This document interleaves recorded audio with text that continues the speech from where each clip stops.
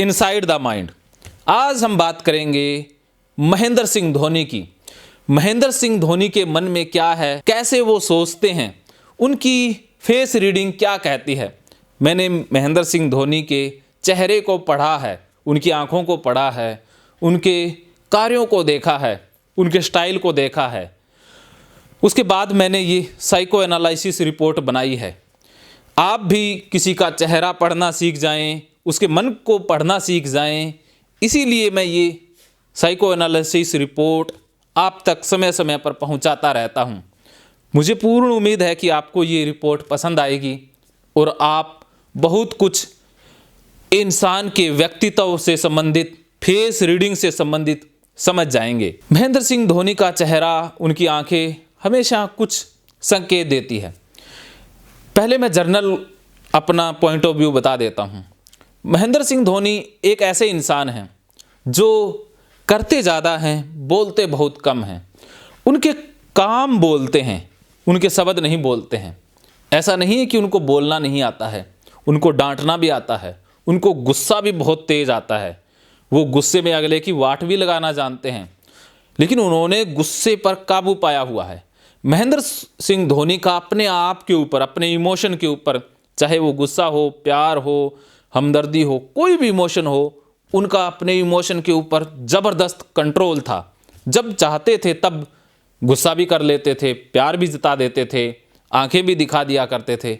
लेकिन महेंद्र सिंह धोनी का व्यक्तित्व था बहुत मज़ेदार, या महेंद्र सिंह धोनी का व्यक्तित्व है बहुत मज़ेदार।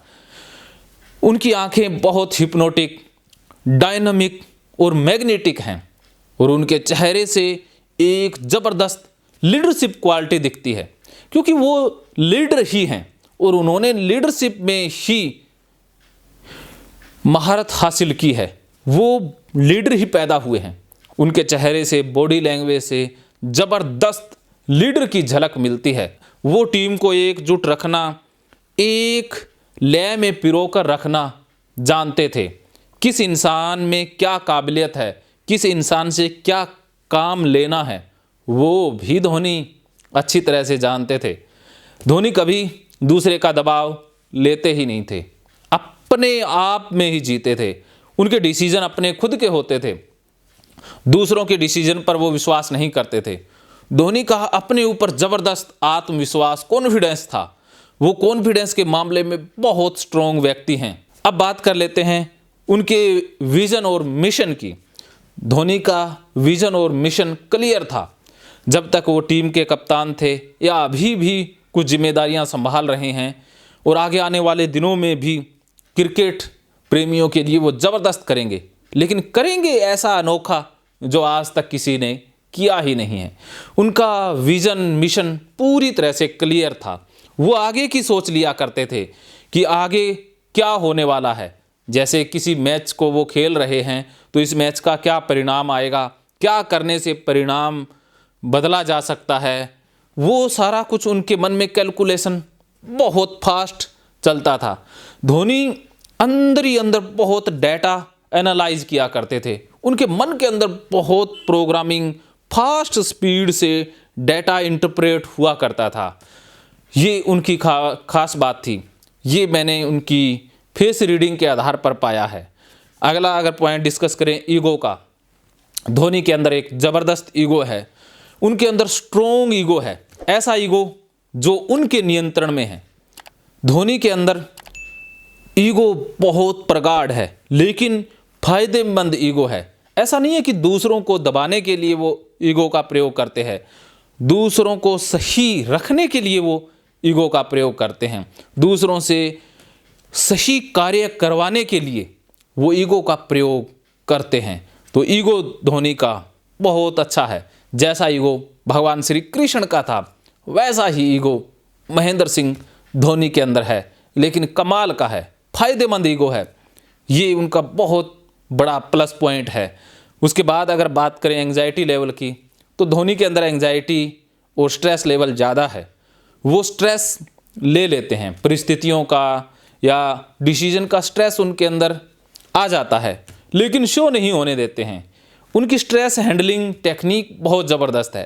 स्ट्रेस उनके चेहरे पर आता है, लेकिन हैंडल करना भी उन्हें आता है। कोई भी कार्य हो, चाहे वो टीम से संबंधित हो या कुछ अन्य काम हो, उसमें उनको एंग्जाइटी हो जाती है, लेकिन एंग्जाइटी को बहुत अच्छे से डील करना भी जानते हैं। तो ये उनकी खास बात है। उसके बाद इंटरनल कॉन्फ्लिक्ट, वो अपने काम से, अपने कार्यों से पूरी तरह से संतुष्ट है। उनके अंदर कोई अब कॉन्फ्लिक्ट नहीं है, बस उनके अंदर इंटरप्रिटेशन जरूर चलती है। अभी भी प्रोग्रामिंग या माइंड में बहुत सी चीज़ें चलती रहती हैं। मन खाली नहीं है, शांत नहीं है, मन में बहुत विचार एक साथ चलते रहते हैं। उनका मन फुल ऑफ थॉट रहता है, लेकिन ज़िंदगी से वो पूरी तरह से संतुष्ट हैं। उसके बाद अगर बात कर लें फ्लेक्सिबिलिटी की, तो महेंद्र सिंह धोनी सिचुएशन को अपने अनुसार बदलते हैं। वो सिचुएशन के अनुसार ढलते नहीं हैं, वो सिचुएशन को ढालना जानते हैं। फ्लेक्सिबिलिटी के मामले में धोनी अलग ही इंसान है। वो सिचुएशन के अनुसार अपने आप को बदलते नहीं हैं, सिचुएशन को ही अपने अनुसार बदल लेते हैं। ये उनकी खास बात है। तो लोगों को, परिस्थितियों को अपने अनुसार बदलना उनको आता है। खुद को परिस्थितियों के अनुसार या लोगों के अनुसार बदलना उनके व्यक्तित्व में शामिल ही नहीं है। तो ये बहुत स्ट्रॉन्ग बात है। उसके बाद अगर हम बात कर लें ईगो की बात हमारी हो ही चुकी है। उसके बाद ओपननेस की बात करें, तो उसमें जो इंट्रोवर्ट और एक्सट्रोवर्ट पॉइंट आता है, धोनी एक इंट्रोवर्ट इंसान है, धोनी एक्सट्रोवर्ट बिल्कुल भी नहीं है। वो अपने आप के साथ रहना, अपनी ही दुनिया में मगन रहना बहुत अच्छे से जानते हैं। वो अकेले रहना बहुत पसंद करते हैं, अपने साथ अपनी कंपनी उनको एंजॉय होती है। लोगों के बीच रहना या मीडिया पर आना, बेफालतू के तर्क देना, सेंटर ऑफ अट्रैक्शन बनना उनके व्यक्तित्व में शामिल ही नहीं है। जो भी स्टेटमेंट देंगे स्ट्रॉन्ग देंगे, लॉजिक के आधार पर देंगे, सोच समझ कर बोलेंगे। बोलते भी कम हैं, लेकिन बोलते हैं तो शेर की तरह बोलते हैं।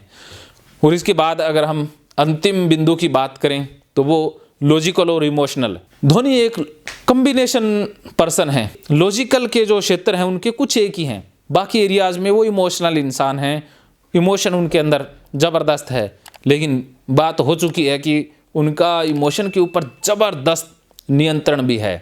और आने वाले दिनों में धोनी क्रिकेट जगत के प्रेमियों के लिए कुछ नया करने वाले हैं, ये मेरी रिपोर्ट कहती है। वो नया क्या है वो आपको कुछ ही समय में पता लग जाएगा।